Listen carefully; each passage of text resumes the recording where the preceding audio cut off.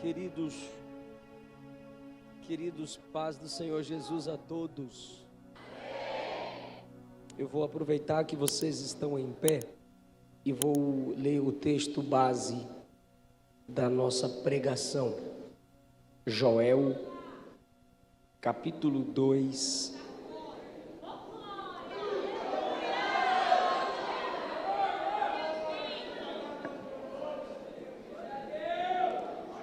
Joel, capítulo de número 2. Você pode acompanhar aí no seu celular, no seu iPad.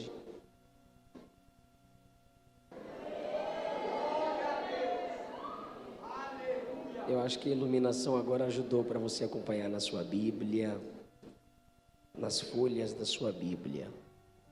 Joel, capítulo de número 2.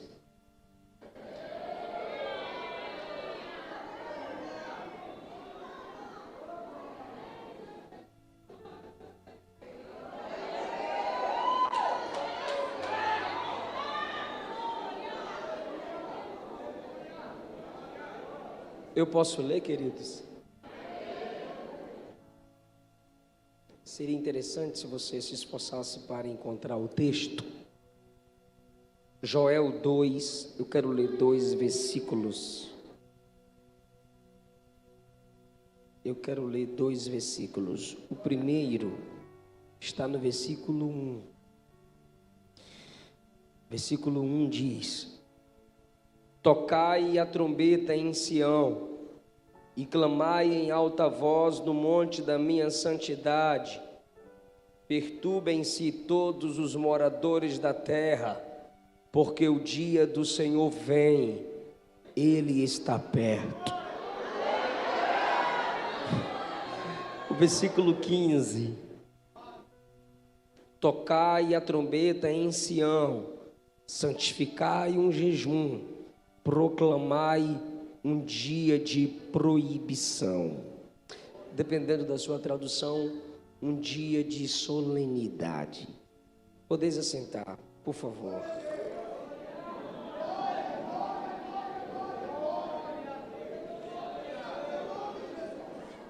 João, me ajuda com os livros, por favor.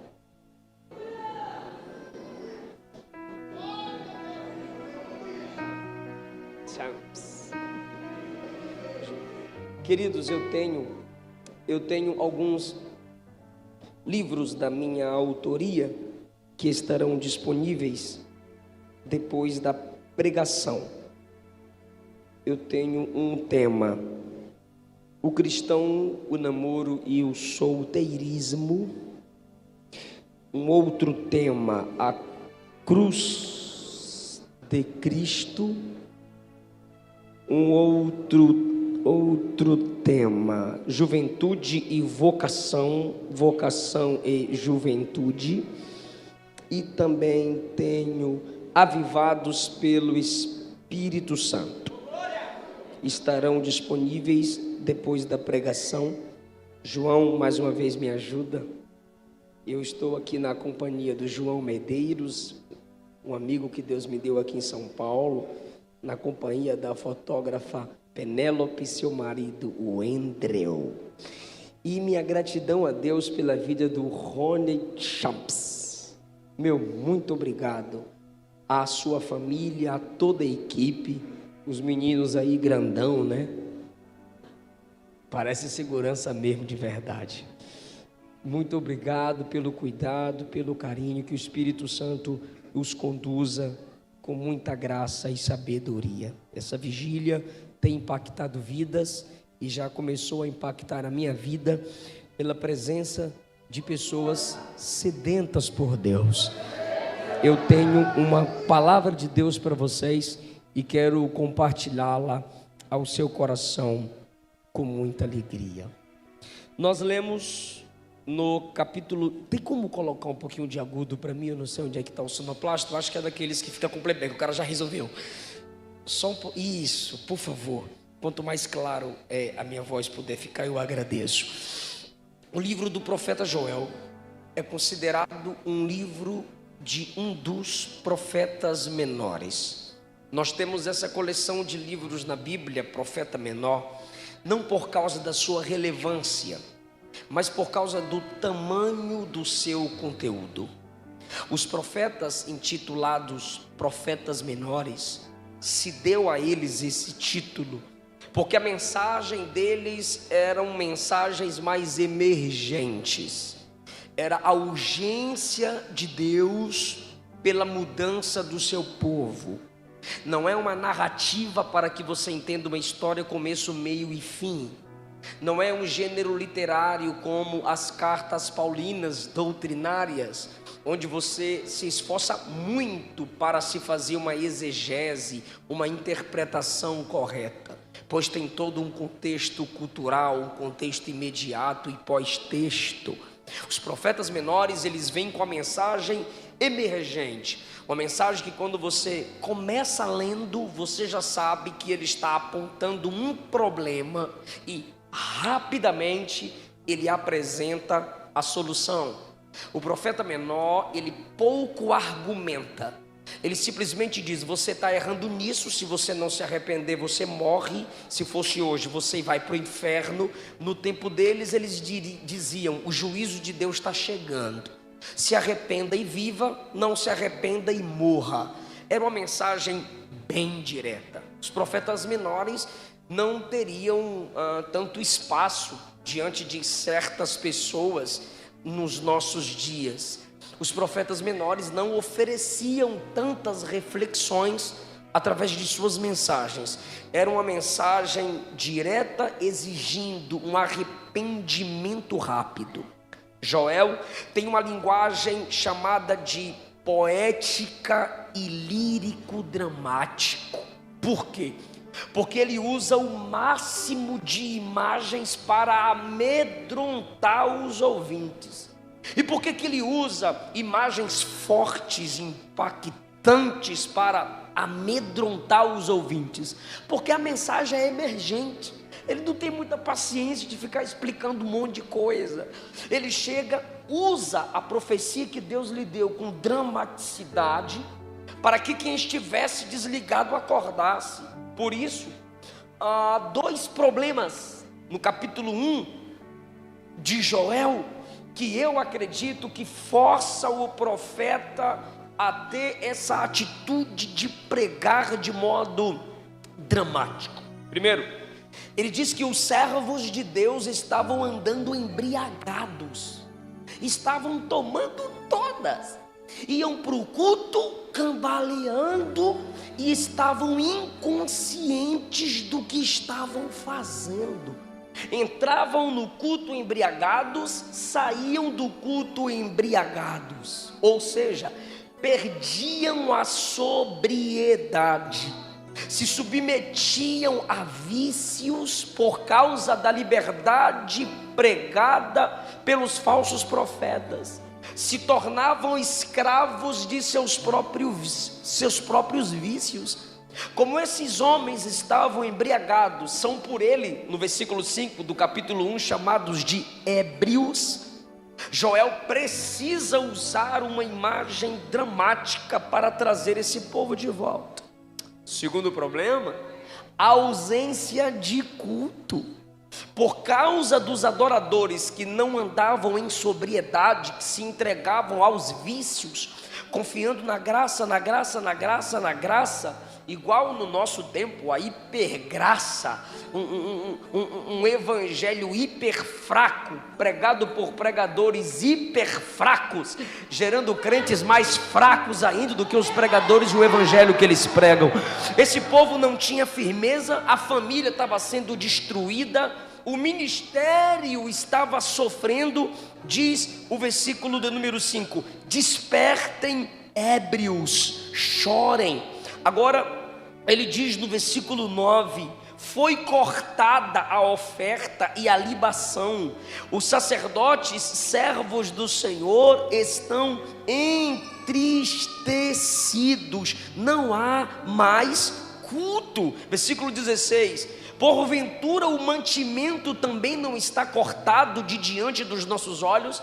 Não tinha mais mantimento na casa de Deus para o sacerdócio. O culto está sofrendo, versículo 16, a alegria e o regozijo da casa de Deus foi cortado. Então, enquanto eles se embriagam para se alegrar nos vícios terrenais e carnais, pensando que desse modo oferecerão um culto em forma de entretenimento, para alegrar o ambiente, ao contrário acontece, o culto é cortado, a verdadeira alegria na presença de Deus é cortada, e os sacerdotes, que representam o dirigente do culto, o pastor local, que deseja ver aqueles a quem eles lideram cultuando, diz o texto no capítulo 1, estão entristecidos. Ou seja, por causa da falta de desejo dos homens de cultuar, vamos cortar o culto, porque as pessoas não estão vindo, não teremos mais culto, porque os crentes chegam atrasados, vamos atrasar a hora do culto, porque as pessoas não gostam de palavra, vamos diminuir o tempo da pregação, porque as pessoas não gostam de bibliologia nem cristocentrismo nas músicas, vamos fazer músicas antropocêntricas e mercadológicas. Qual foi a solução na cabeça daqueles homens? Se as pessoas não estão comprometidas com o culto bíblico, com o culto que glorifica a Deus, vamos então diminuindo o culto aos poucos, as ofertas de libação, oferta líquida, as ofertas de manjares, alimentos que se davam, se alegravam diante de Deus em comunhão, foi cortando tudo. Resultado, acabou o culto. E o que a gente tem? O que a gente tem? Cada um na sua casa. Eu sou igreja, eu culto dentro de casa. Eu não preciso ir para o templo. Eu não preciso ficar lá ouvindo o sacerdote pregar. Por quê? Porque eu sou meu pastor e nada me faltará. E se eu pecar, eu confesso para mim. E como é que eu me batizo? Eu me meto dentro do rio e batizo eu. E como é que eu me consagro? Eu coloco óleo de peroba na minha cara. E se eu tiver que excluir alguém, eu mesmo bloqueio no WhatsApp e no Facebook, porque irmão, a proibição do culto, porque os falsos se sentiam superiores aos outros. Eu acho interessante esse negócio de desigrejado, irmão, porque todos os problemas que há nas igrejas hoje houveram nas igrejas do Novo Testamento. Por isso as cartas foram escritas, para corrigir os problemas e os excessos na igreja. A solução não é proibir o culto, é consertar o culto. A solução não é você deixar de congregar, é você olhar para si mesma, para si mesmo e dizer assim: eu não sou melhor do que Jesus. Por quê? Porque todo culto que Jesus ia, sinagoga ou templo, tinha gente problemática. Todo culto, vou repetir, para não falar que eu estou ofendendo sem base bíblica. Todo culto que Jesus ia, tinha gente problemática, sim ou não? Sim. Segundo, a maioria ou muitos cultos que Jesus ia, tinha até demônio, sim ou não? Interessante, Jesus vai para o culto, tem demônio. Aí Jesus chega no culto, tu não vem. Tu tá pior que demônio, irmão.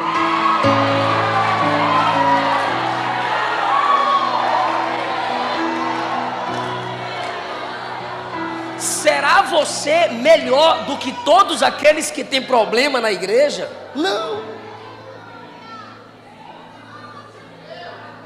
Só que interessante é que demônio no culto Jesus expulsa.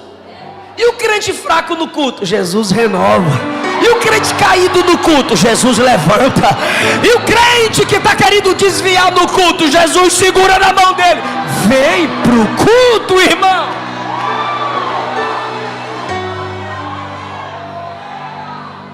Cortaram o culto. É aí que entra a mensagem emergente. Entra Joel.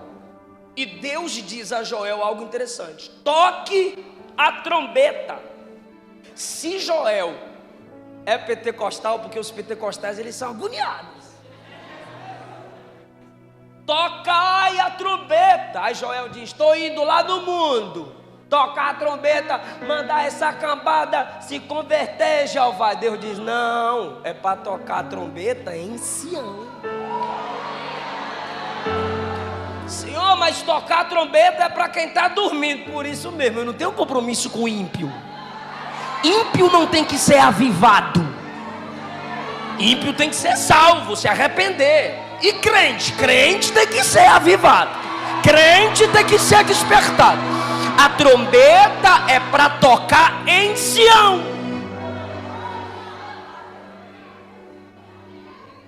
Tocai a trombeta em Sião, 2 vezes. Versículo 15: tocai a trombeta em Sião. Quando a trombeta é tocada, ela tem um alcance de longa distância, um som que tem alcance de longa distância. Tocai a trombeta, desperta os que estão perto e aqueles que estão longe de você, Joel. Desperta esse povo, eles estão tomando todas, eles estão aí, só tomando e se esquecendo de me oferecer um culto racional. Toca a trombeta, porque os sacerdotes estão tristes, porque está faltando gente no culto.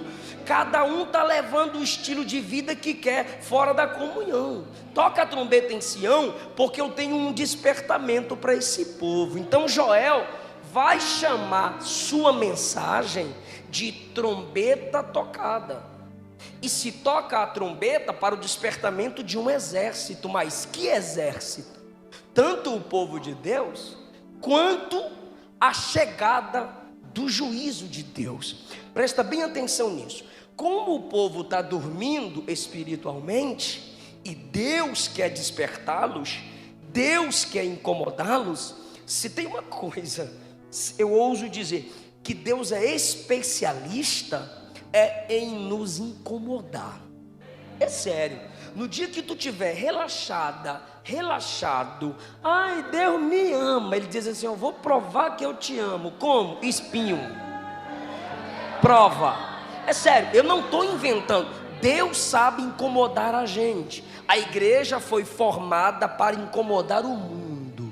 A igreja foi colocada no centro do mundo para centralizar o mundo. Se a igreja não cumpre seu papel, Deus vai perturbar. Ele não tem com quem contar, a não ser a igreja. Então é a igreja que Ele vai perturbar. Mete a trombeta nos ouvidos deles aí, profeta. Paró! E o povo está pensando, eita glória, bora acordar, bora fazer a obra. Deus sabe nos incomodar. E a mensagem que incomoda é sempre a mensagem do profeta. No capítulo 2, então, a mensagem é juízo. Que juízo é esse? Ele começa sendo chamado de Dia do Senhor.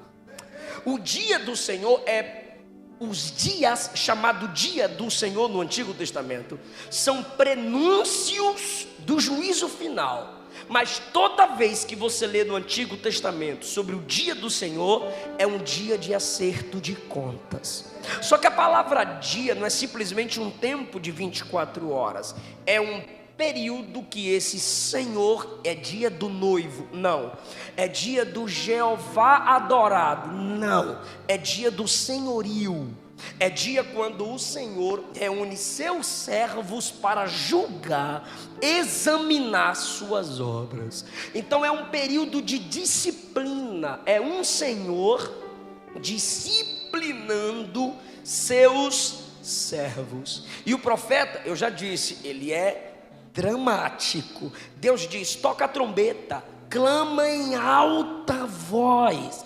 Não viu que esse negócio dessa voz, a maioria dos hereges tem voz mansa. Eu não sei se tu já percebeu. A maioria deles tem voz mansinha, não todos. Aí Deus diz ao profeta, toca a trombeta, clama em alta voz, no monte da minha santidade. Agora olha o drama do profeta, irmão. Perturbem-se todos os moradores da terra, porque o dia do Senhor está perto. Isso aqui não é um juízo que vai acontecer em todo o mundo, é para Israel.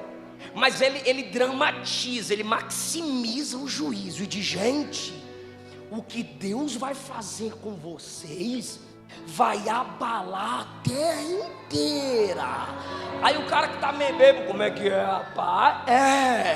É para a terra inteira, dia de trevas, Treva é dia de tristeza. Como assim? Dia de nuvens densas, trevas espessas. Ele está anunciando um tempo ruim. Ele está anunciando um tempo difícil. E tem gente que não gosta disso. E eu vim aqui te dizer que é verdade. Os tempos vão ficar cada vez mais difíceis. As coisas vão piorar. Ou tu é crente ou tu não é.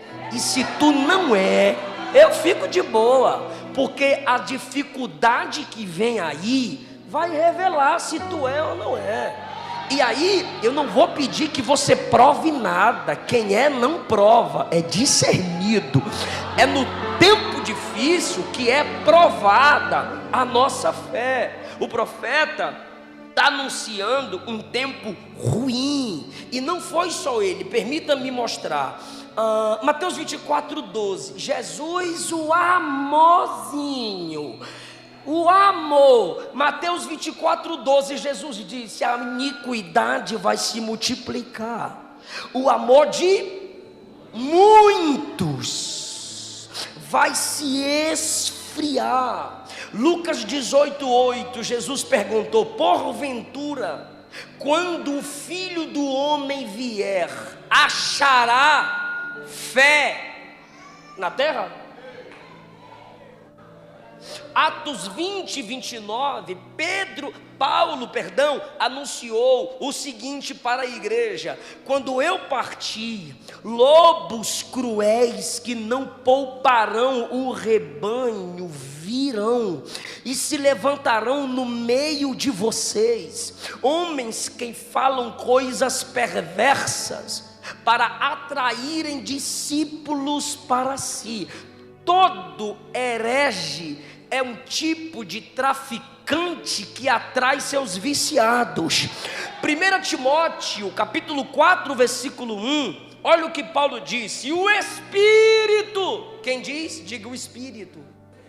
O Espírito expressamente diz que nos últimos tempos alguns apostatarão da fé, dando ouvido a espíritos enganadores e a doutrinas de demônios. Aí os netcrentes falam assim, não julgueis, e isso que eu vou falar agora, que eles mais me falam lá no meu Instagram, e quando eu estou com tempo eu respondo mesmo.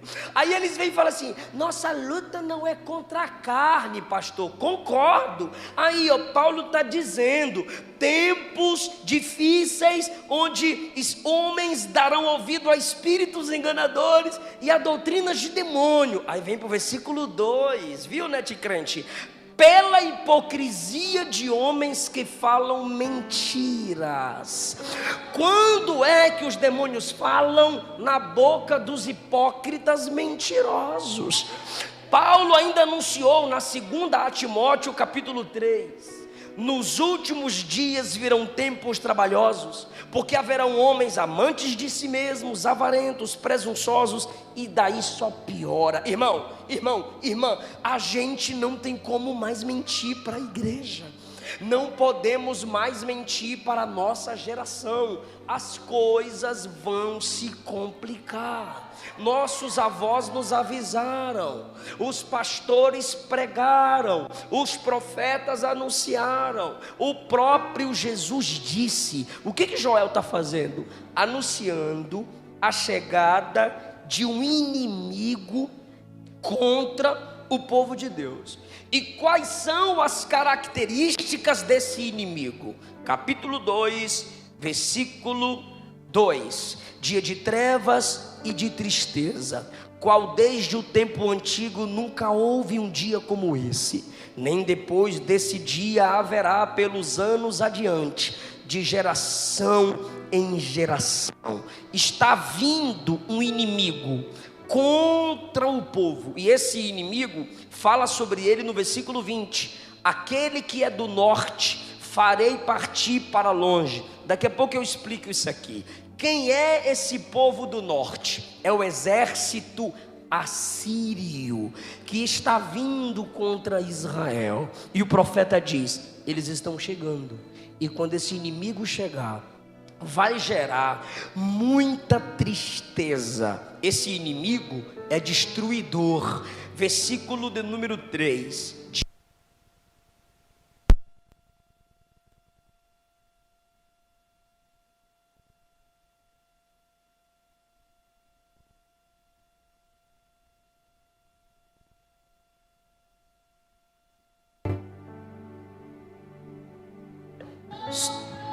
Saiu.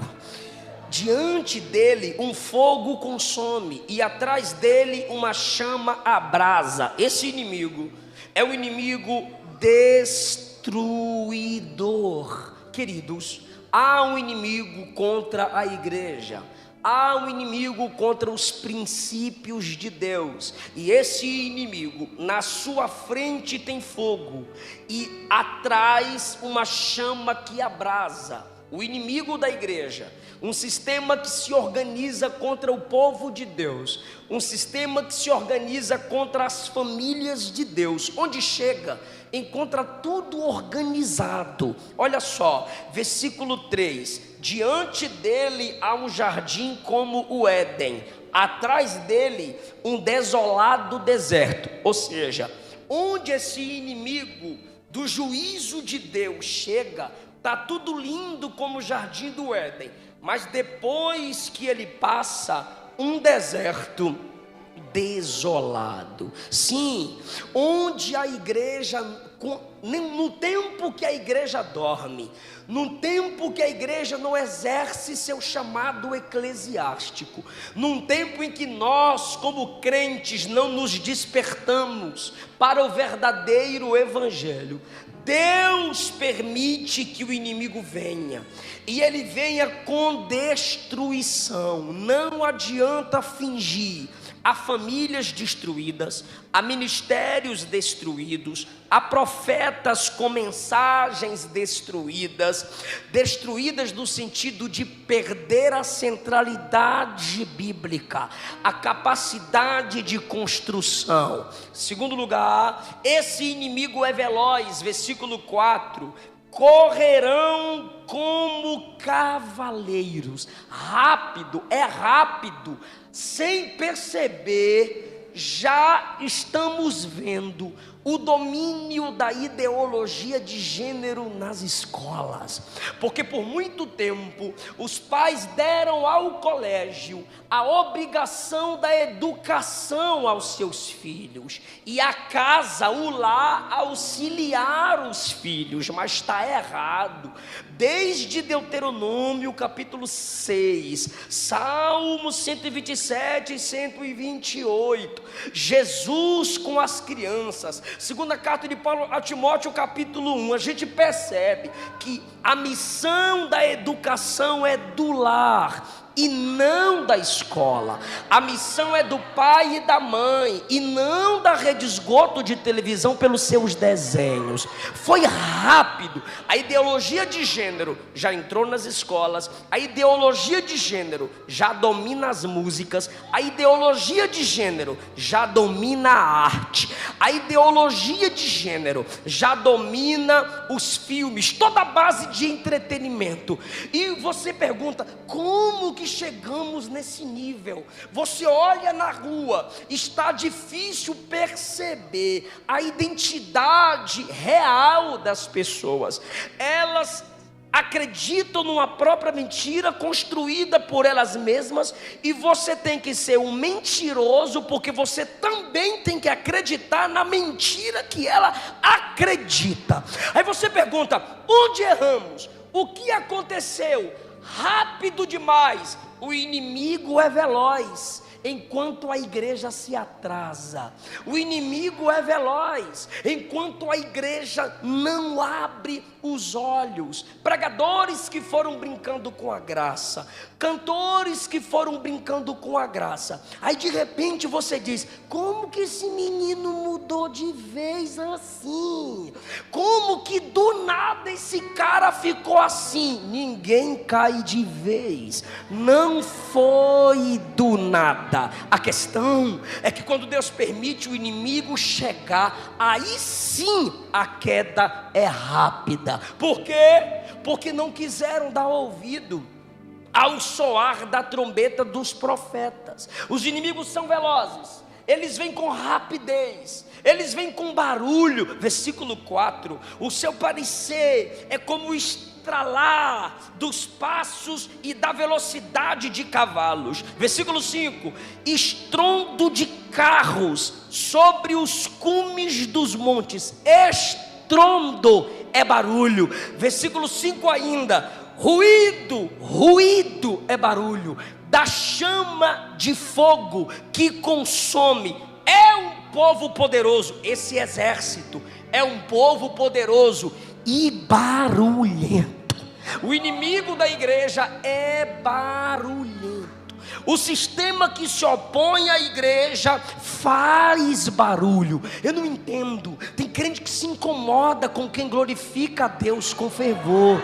Tem crente que se incomoda com o estilo de quem consegue adorar a Deus em voz audível. Mas perceba que o mundo, o sistema que se opõe a Deus, os partidos políticos que odeiam os princípios judaico-cristãos, princípios patriarcais, cristocêntricos, eles fazem barulho na internet, eles fazem barulho nas ruas, eles se expõem pelados. Meu corpo, minhas regras. Eles levantam suas bandeiras, eles zombam dos velhos do meio da rua, eles entram nos templos, eles quebram crucifixos, eles quebram cruzes, símbolos do cristianismo, eles rasgam a Bíblia, eles ameaçam padres, eles ameaçam pastores, eles são barulhentos. E eu olho para alguns crentezinhos da igreja, fala com mais amor, seja mais manso, seja mais tolerável. Se o inimigo faz barulho de lá para cá, a igreja vai fazer barulho daqui para lá. Ai, irmão, os inimigos, eles não querem silenciar.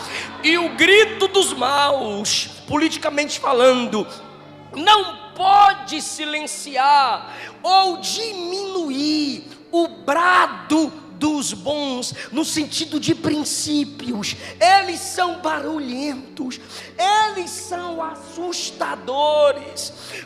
Primeiro lugar, eles são velozes. Segundo lugar, destruidores. Terceiro lugar, barulhentos. Quarto lugar, olha o versículo 5, a conclusão do versículo 5: um povo poderoso, ordenado para o combate. Versículo 7: como valentes eles correm, como homens de guerra sobem os muros. Eles são organizados e habilidosos.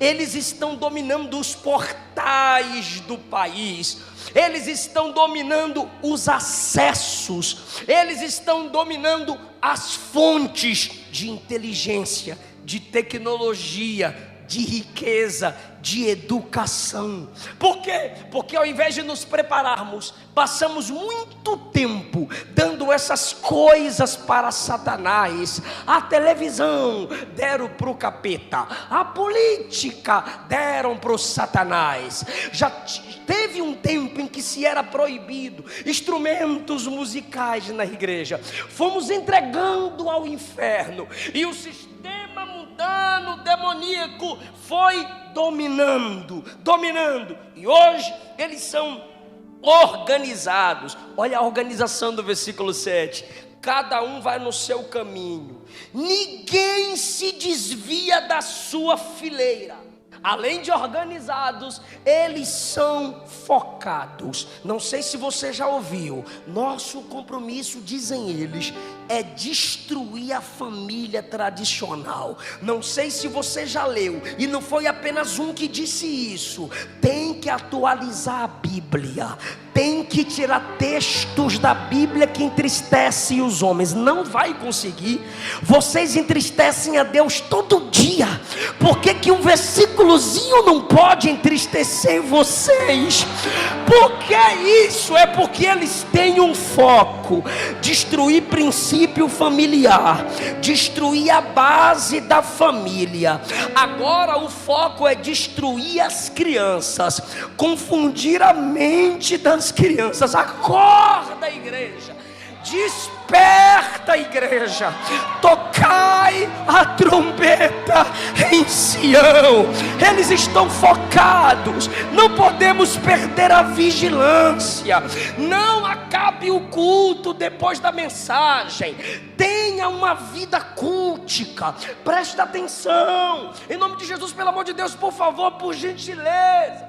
Paulo diz que nós não podemos desconsiderar os ardis de Satanás, os dardos inflamados do diabo contra nós. Eles têm um foco, minha irmã, o foco desse sistema é destruir teu casamento. Ei, meu irmão, o foco desse sistema é destruir sua família. O foco desse sistema são seus filhos. A gente tem muito trabalho de jovem e eu sou abençoado por isso, mas as crianças são os últimos alvos. Vamos despertar. Eles estão focados. Veja, irmão, se esse profeta não é contemporâneo, é por isso o ódio deles pelas escrituras. Olha agora, só quem entende o tempo em que vive vai entender onde eu quero chegar. Olha o capítulo 2 ainda, a outra característica do versículo 9: irão pela cidade, correrão pelos muros. Como eu já disse, são habilidosos. Correr em cima de um muro, o profeta está fazendo aqui aquilo que eu falei no início. Ele está fazendo um drama. Ele está dizendo que o inimigo é habilidoso. Eles têm habilidade na argumentação, eles têm habilidade nos estudos de ideologias, ou seja, ideias humanas. Eles têm todo um sistema preparado como rede para nos derrubar. Ele diz assim: eles correm pelos muros. Agora, fica ligado comigo. Subirão sobre as casas e pelas janelas entrarão, como se fossem ladrões. Você não percebeu, mas entrou na tua casa e roubou a atenção que seus filhos tinham pela palavra, a atenção que seus filhos tinham nas escrituras, a atenção que seus filhos tinham nas coisas de Deus. Entrou furtivamente como ladrão. Você não percebeu, mas entrou na tua casa. Lembra, minha irmãzinha noveleira, quando o seu filho sentou em cima do controle e desligou sua novela? Eu amo esse programa, minha novela. Tem macho falando minha novela. Varão, tu tá mais para amigo do que para varão. E aí o menino mudou o canal. Você endemoniou, você ficou transtornada. O diabo entrou na sua casa, o sistema entrou na sua família. Você não consegue ler um livro da Bíblia inteiro, você não consegue maratonar Gênesis, Êxodo, Levítico, Números. Não, você não consegue. Chegar na genealogia você cansa. Desisto de ler, porque teu nome não está lá. Se tivesse, tu lia todo dia. Mas não consegue ler, não consegue começar em Gênesis e terminar em Apocalipse. Mas em uma semana você assistiu toda aquela série.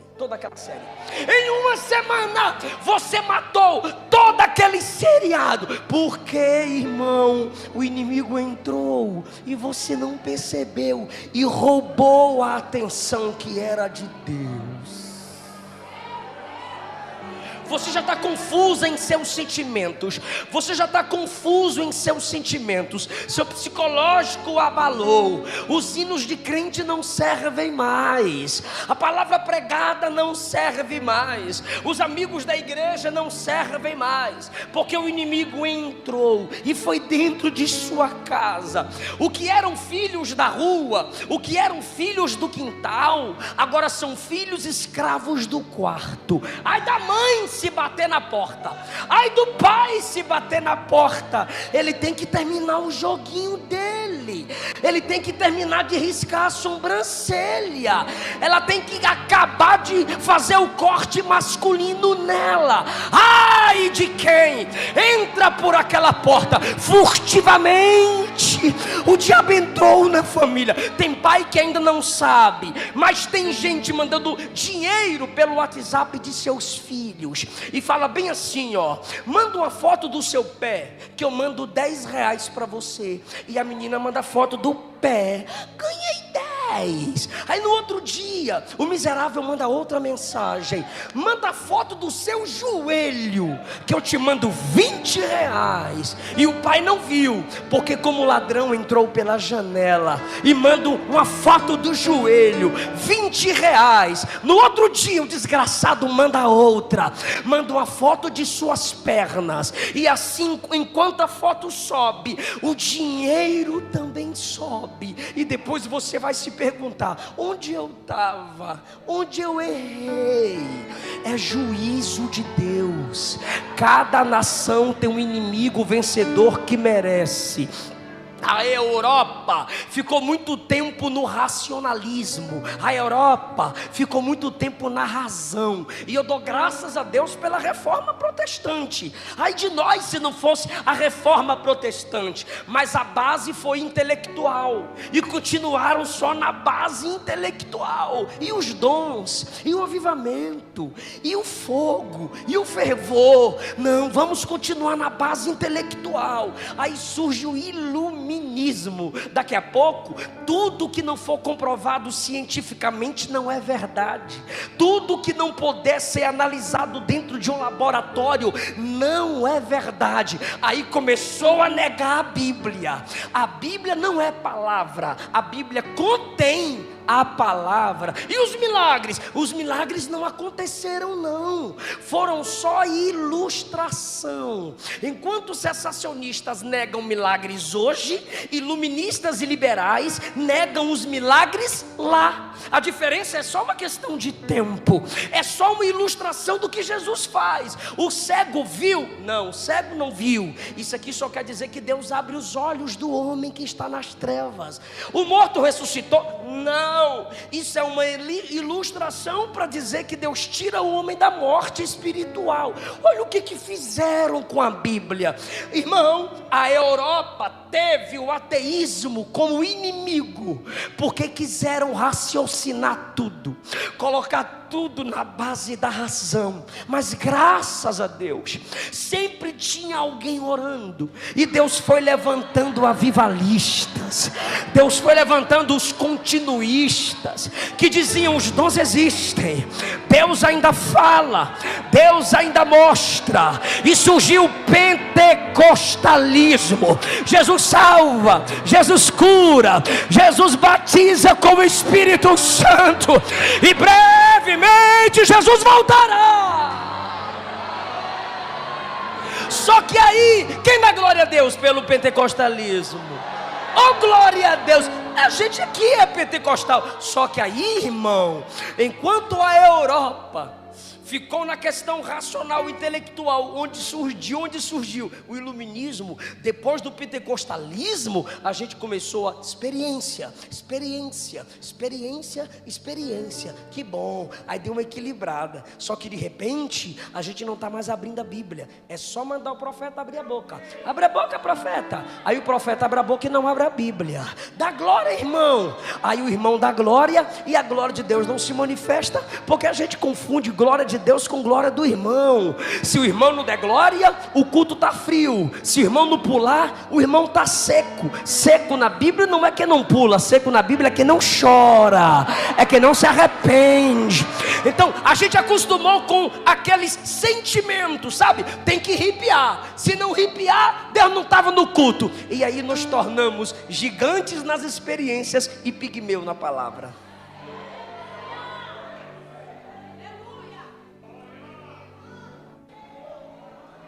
E é assim que o inimigo vence, pela falta de equilíbrio. Nossos lares não têm mais culto doméstico. Nossos filhos não aprendem mais sobre as escrituras em casa. Nossos filhos não conhecem mais os hinos bíblicos dentro de casa. Os maridos não conseguem ler ou passar as escrituras às suas esposas. As irmãs não conseguem dentro de casa repetir a pregação ouvida dentro do lar. E a gente, como pentecostais, barulhentos, isso é gostoso, maravilhoso, a gente olha para o culto e diz: eu vou lá para o culto hoje porque eu vou ser cheio. Eu vou lá para o culto para ser cheio. Só que quando você olha para a Bíblia, você não vem para o culto para ser cheio, você vem para o culto para transbordar. E só transborda quem está cheio. Então você não enche aqui, você enche lá. É por isso que tem gente que está no culto e não consegue transbordar em adoração, porque passou o dia inteiro se enchendo de Facebook, vai dar culto para Deus? Passou o dia inteiro se enchendo de rede esgoto, vai dar culto para Deus? Mas tem gente que passa o dia dizendo: eu te amo, Jesus, me dá revelação da palavra, Jesus, me dá dons espirituais. Esse tipo de gente transborda aqui.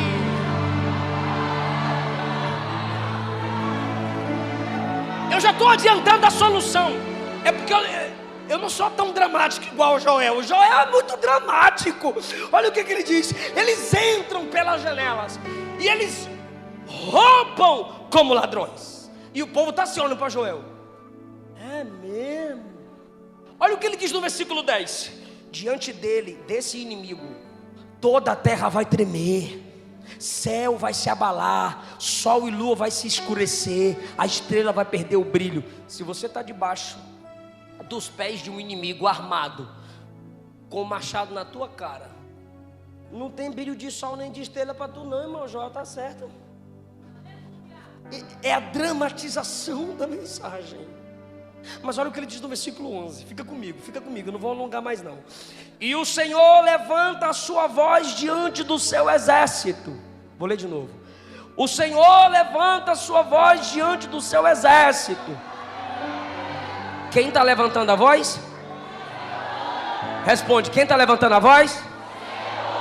O Senhor levanta a sua voz diante do seu exército. Esse exército é destruidor, sim ou não? É destruidor, sim ou não? É inimigo, sim ou não? Mas não tem o controle total. Não é o exército que se controla. Há um soberano dizendo: só toca onde eu permito, só atinge onde eu deixo. Há alguém na frente desse juízo. Há alguém no controle de todas as coisas. Eu sei que tudo que eu falei aqui nos amedronta. Eu sei que tudo que eu falei aqui nos faz estremecer. Mas o profeta está dizendo: o inimigo é grande, o inimigo é veloz, o inimigo é barulhento, o inimigo é organizado, o inimigo é focado, o inimigo é invasor. Mas há um Deus que está no controle desse exército. Olha o que ele diz no 11: esse exército só executa a palavra dele. Esse exército só vai aonde ele permite. Deixa eu ir para o Novo Testamento, porque é o Novo Testamento que tem que interpretar o Antigo Testamento, porque eu não sou judeu, nem tu. Então o Novo Testamento tem que interpretar o texto do Antigo para que faça sentido para nós. Olha o que Paulo disse. Olha o que Paulo diz, presta bem atenção. 2 Timóteo 3:1. Nos últimos dias sobrevirão tempos trabalhosos, tempo de juízo e disciplina. Haverá homens amantes de si mesmos, avarentos, presunçosos, soberbos. Veja se não é o retrato da nossa geração. Blasfemos, desobediente a pai e mãe, ingratos, profanos, sem afeto natural, irreconciliáveis, caluniadores, intemperantes, cruéis, sem amor para com os inocentes. Veja o que fazem nas escolas: traidores, obstinados, orgulhosos, mais amigos do mundo do que amigos de Deus. Vem na igreja só para casar ou para ver a mãe morta do caixão, mas gosta é do mundo, não é de Deus não. Tem aparência de piedade, mas nega o poder da religião. Versículo 9 agora, olha o que Paulo profetiza: eles, porém, não irão avante. Eles, porém, não vão ter sucesso no seu plano. O inimigo está vindo, tá? O inimigo é destruidor, tá? Mas quem está na frente é Deus. Quem é soberano é Deus. Quem está no controle é Deus.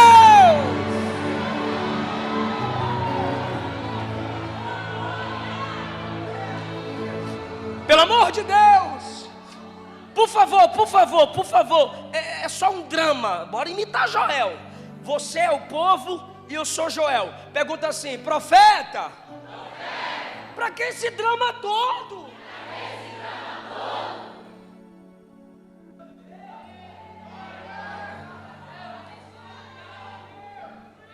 Para que isso tudo, varão?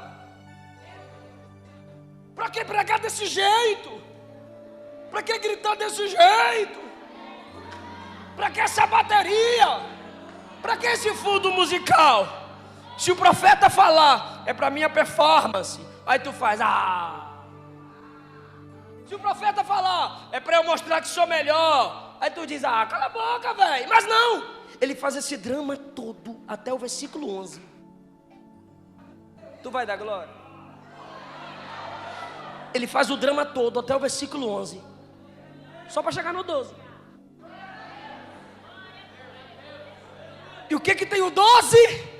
Mas agora assim diz o Senhor: se convertam a mim de todo o vosso coração.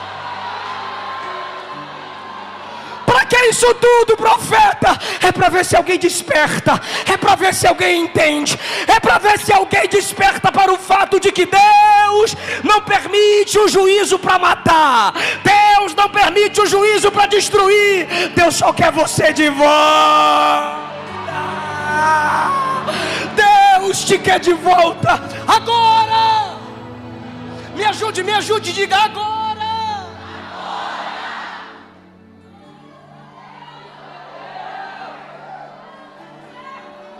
O juízo é futuro. Eis que o dia do Senhor virá. Mas a mensagem da mudança é agora. Está no 12. Ainda assim, agora mesmo, diz o Senhor, se convertam a mim.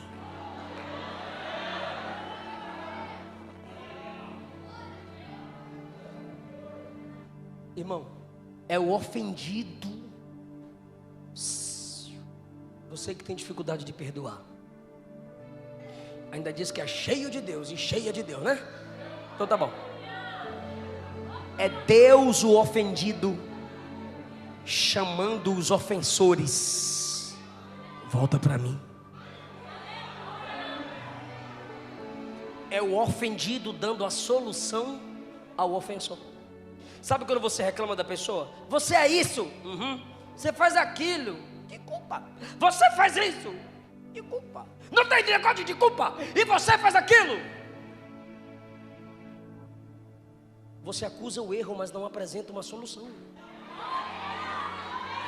Não adianta fechar o atalho do erro sem mostrar o caminho certo. Deus mostra todos os erros no capítulo 1. Deus mostra o juízo do versículo 1 a 11. Aí no 12 Deus diz: eu tenho uma solução. Venham para mim. Convertei-vos a mim, diz o Senhor, de todo o vosso coração. Eu não quero qualquer conversão. Eu não quero você apaixonado pela pregação. Eu já li 2 vezes um comentário de uma mulher. Meu marido é da macumba e escuta a pregação desse pastor. Estou feliz. Daqui a pouco ele vai me odiar. Deus não quer uma conversão de você admirando o pregador. Deus não quer aquela conversão da pessoa que gosta da música gospel. Porque a gente se empolga com qualquer artista que diz: eu gosto da música gospel. Olha, virou crente. Não é não. Convertei-vos a mim de todo o coração. Isso com jejum, choro e pranto. Não há conversão de olho seco. Não há conversão sem quebrantamento. O inimigo vem com barulho de ameaça. E a igreja tem um outro barulho, pranto. Rasgai o vosso coração e não as vestes. Tem gente que se movimenta demais na adoração, mas a alma não está aqui. O espírito não é de Deus. Rasgue o coração, se deem com toda a vossa interioridade. De novo, convertei-vos ao Senhor. Olha o 16. Reúnam o povo. Congregai o povo. Fiquem juntos. Cantem juntos. Evangelizem juntos. Orem juntos. Para com esse negócio. Igreja jovem. Igreja gay. Não tem igreja gay. Não há base para igreja inclusiva. Evangelho é exclusivo para quem nasceu de novo. É exclusivo para quem se arrependeu dos seus pecados. Não existe igreja inclusiva. Não existe igreja jovem. Não existe igreja teen. Não existe igreja pink. Olha o que está escrito: congregai o povo, ajuntai os anciãos, congregai os filhinhos e os que mamam, e os jovens que noivam. Igreja constituída de famílias, homens, mulheres, crianças, pessoas em comunidade. Isso é igreja.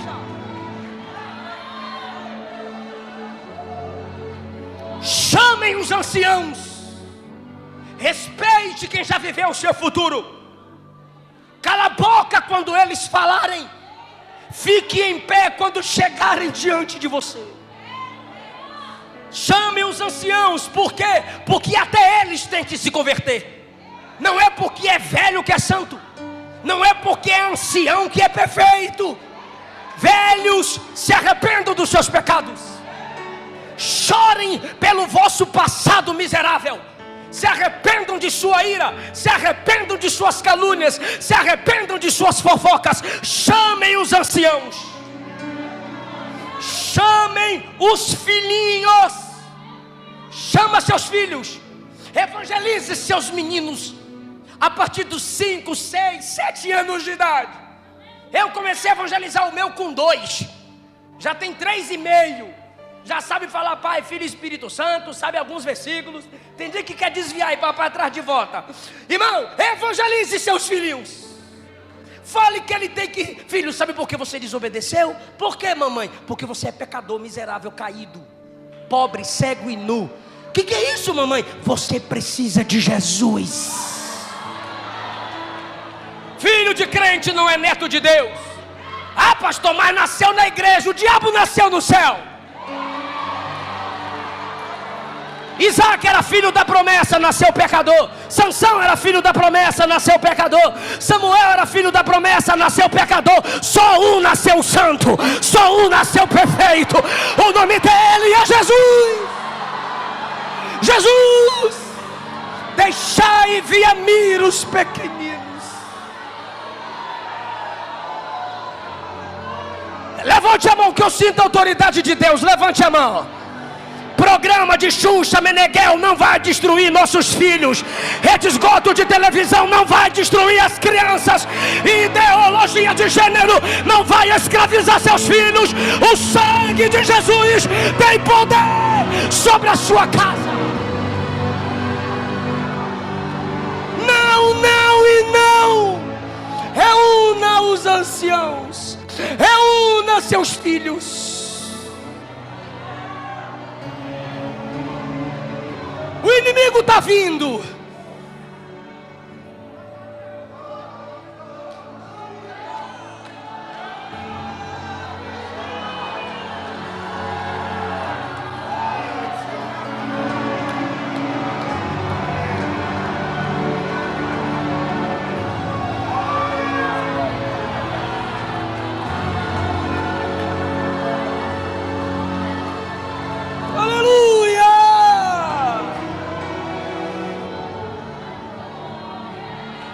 Ajuntai os filhinhos e os que mamam. Deixa eu ouvir a palavra. Deixa participar do culto. Fala o versículo para ele. Canta os hinos para ele. Chama todo mundo, diz Deus. Saia o noivo jovem da sua recâmara. Saia a noiva do seu tálamo. Meu casamento, meu casamento. Quem ama pai, mãe, marido, mulher acima de mim não é digno de mim. Venha noivo e façam aliança comigo, diz Deus. Porque a luta é contra vocês. A luta é contra a igreja. 17. Chorem sacerdotes, ministros do Senhor. Chora, pregador. Chora, pastor. Chore pela sua igreja. Como Paulo sempre dizia: tenho orado por vós. Chorem, ministros. Chorem, sacerdotes. E o profeta ensina a oração para os pastores. Fala comigo, o profeta ensinando o sacerdote a orar. Tu sabes que isso é básico. A missão do profeta é falar. A missão do sacerdote é orar. Mas o sacerdote estava tão mal espiritualmente que é o profeta que fala que está ensinando o sacerdote que ora a orar. É muito ruim. É muito humilhante dizer para quem foi chamado para orar como ele deve orar. É humilhante o mundo olhar para a igreja e dizer: antes de vocês acusarem nossos erros, tratem os pecados de vocês. Vocês querem falar da nossa homossexualidade, mas olha o tanto de pregador e pastor adúltero nos púlpitos de vocês.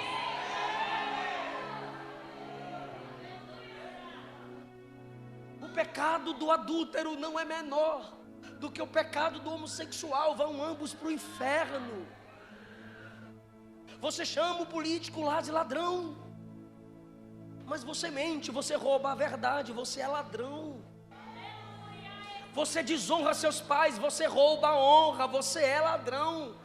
Você paga para trabalhar e fica o dia todo na rede social, você é ladra. Você está roubando o tempo que foi pago para trabalhar, para ficar no entretenimento. Ensinar a verdade para quem foi chamado a viver a verdade.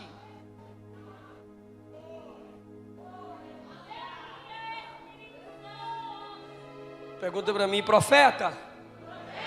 Se sinta lá falando com Joel, tá? Diga, profeta. Por que fazer tudo isso? Versículo 28. Porque eu derramarei meu espírito sobre toda a carne. Vossos filhos e vossas filhas profetizam. Vossos velhos terão sonhos e vossos jovens terão visões. Sobre os servos e sobre as servas derramarei o meu espírito. Quando o Espírito é derramado, irmão, olha o que acontece no 32. E há de ser que todo aquele que invocar o nome do Senhor será salvo.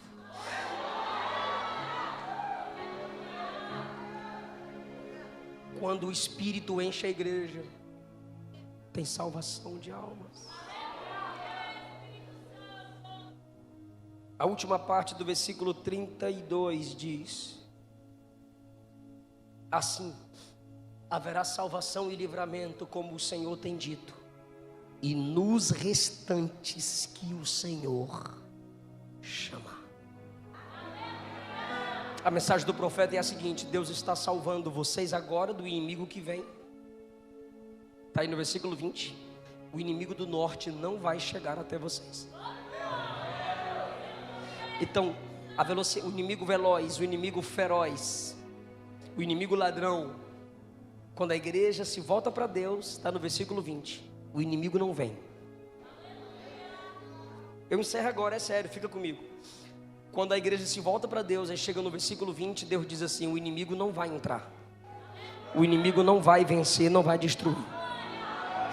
Olha que lindo, no versículo 20 o inimigo não vem. Quem vem no 28? É o Espírito que vem e enche vocês. Aí o último versículo diz assim: vai encher vocês e o restante que Deus chama. Essa vigília não é só para vocês aqui, é para outros que Deus os chamará. Fique em pé comigo, dando glória a Deus.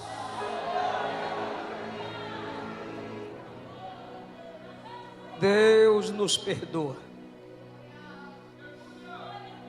Deus nos ajuda.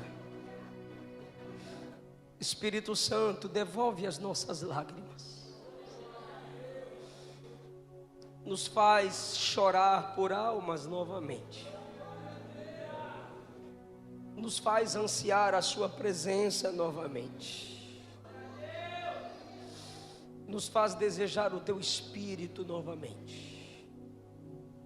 Traz de volta os restantes que estão longe.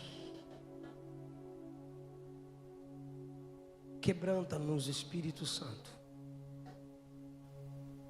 Nos ajuda a virar as costas para o mundo e voltarmos para Deus. Amém? Eu quero saber se há alguém aqui que se afastou do Evangelho, mas quer voltar para Jesus hoje. Ou você que nunca entregou sua vida para Jesus, mas hoje você quer se entregar para Jesus. Eu quero orar por você. A igreja vai orar por você. Nos dê um sinal com a sua mão se você entendeu que Deus está te chamando de volta hoje. E a gente ora por você. Onde está a primeira pessoa que ouviu essa palavra? Pastor, você está numa vigília que só vem crente. Quem sabe? Alguém aqui que Deus já está chamando. E você não quer sair daqui sem Deus na sua vida.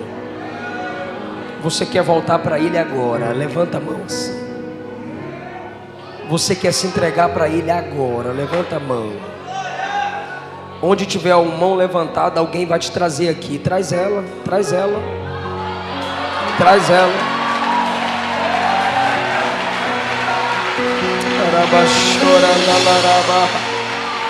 Deixa passar, deixa passar.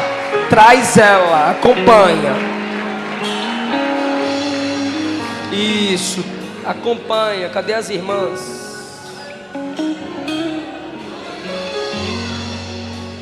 Fica com ela, fica com ela.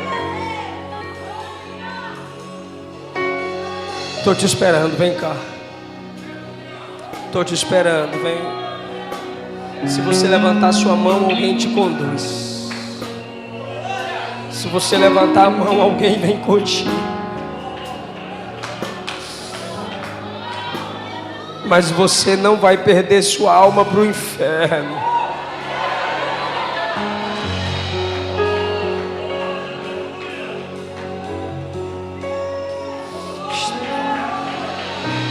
Estenda as mãos para cá, igreja.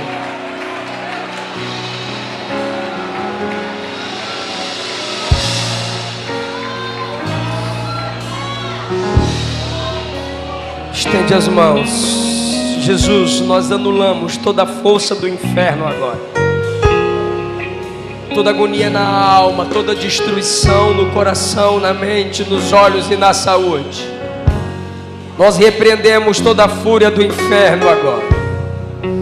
Não há poder demoníaco sobre essa casa que resista ao nome de Jesus.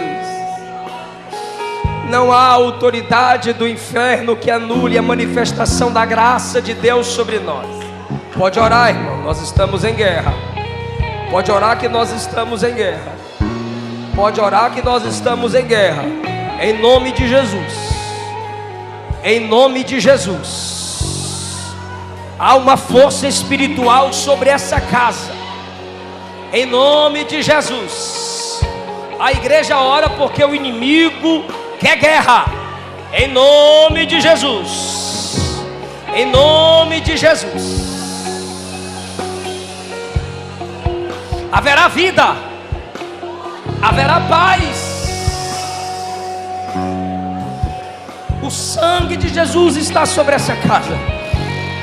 Sua família está debaixo da promessa do sangue de Jesus. As almas estão debaixo da mensagem do Espírito. Todos os demônios que querem impedir a manifestação da graça de Deus, que Jesus quebre as cadeias agora. Que Jesus quebre as correntes agora. Em nome de Jesus. Em nome de Jesus. Qual o seu nome? Giana. O que você está fazendo aqui, Diana? O que você veio aqui na frente? Você quer receber a oração? Você pode ficar de joelhos? Sim.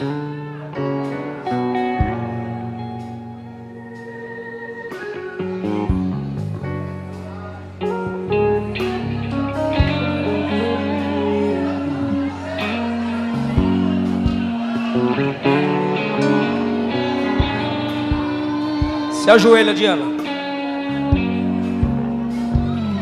Estenda as mãos para ela, irmão. Jesus, o Senhor conhece a alma dessa moça. O Senhor conhece a vida da Diana. Seu plano sobre a vida dela é perfeito, Jesus. Sua graça está sobre ela para um plano de salvação. A igreja não vai desistir da Diana. Jesus derramou sangue no Calvário pela vida da Diana. Nós intercedemos por paz, intercedemos por amor, pela providência de Deus no futuro dela, em nome de Jesus. Diana, conduza a Diana para sentar, por favor. Pode sentar, Diana. Venham aqui à frente, por favor.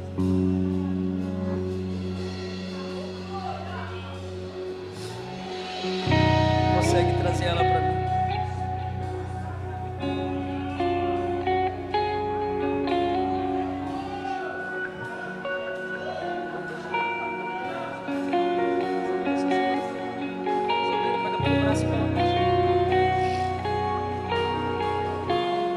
Qual o seu nome, moça? Françoele. Tu gostarias hoje de confessar Cristo como seu único Senhor e Salvador? Diga: Senhor Jesus, eu te recebo como meu Senhor e meu Salvador. Chega aqui, moça. Seu nome? Ana. Quer voltar para o papai, Ana? Diga: Senhor Jesus, eu volto para ti. Me abraça para continuar na tua presença. Seu nome, moça? Eduarda. Diga assim: Senhor Jesus, me recebe como filha. Não desiste de mim. Não apaga meu nome do teu livro. Quem dá glória a Deus pela vida da Eduarda? Seu nome? Vanessa. Fala: Jesus, me recebe como filha. Não apaga meu nome do teu livro. Não apaga meu nome do teu livro. Me recebe nessa família que é a sua igreja. Quem dá glória a Deus pela vida dela? Aleluia! Aleluia! Jesus salvando na vigília, irmão. Obrigado, meu querido. Faz a igreja fazer mais uma oração por eles. Conduz a oração. Aleluia.